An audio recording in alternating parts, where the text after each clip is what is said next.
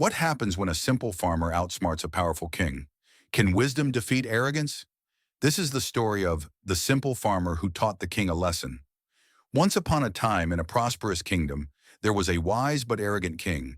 He believed that wealth and power made a person truly great. One day he announced that no common man could ever be wiser than a king. But fate had a lesson waiting for him. In a small village on the outskirts of the kingdom lived a simple farmer named Ravi. He was kind, hardworking, and content with his life. Despite his humble nature, he was known for his wisdom and honesty. One day the king declared that if any commoner could prove to be wiser than him, he would reward them. But if they failed, they would be punished. Hearing this, Ravi, the simple farmer, stepped forward. He bowed before the king and said, "Your Majesty, I accept your challenge." The king smirked and asked, "Tell me, what is the most valuable thing in the world?" Ravi replied, "Time, Your Majesty. Time is the most valuable thing in the world. Once lost, it never returns, and no king, no matter how powerful, can buy it back." The king was taken aback, but quickly responded, "Then tell me, what is the strongest thing in the world?" Ravi smiled and said, "A person's willpower.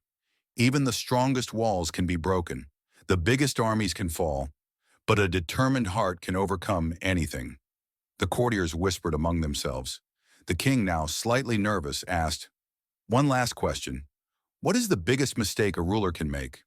Ravi replied, "The biggest mistake a ruler can make is to underestimate the wisdom of his own people. A wise king listens, but a foolish king believes he knows everything." The king sat in silence, his arrogance melting away. He stood up, walked toward Ravi, and smiled. "You have taught me a great lesson today. True wisdom does not come from wealth or power, but from an open mind and a humble heart."